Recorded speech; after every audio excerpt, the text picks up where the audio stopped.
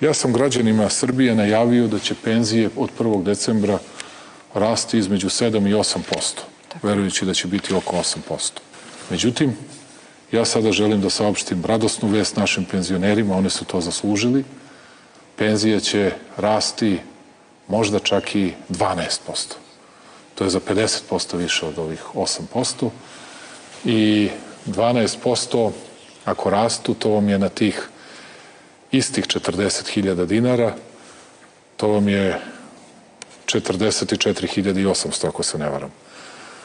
Dakle, značajno više od ovoga. To vam je, nama je sada prosečna penzija u Srbiji 436 evra, tada će biti između 485 i 490 evra. Ubrzano se približavamo onoj cifri koju smo rekli penzionerima u našem dugoročnom planu od 650 evra prosečne penzije do kraja 2027. godine.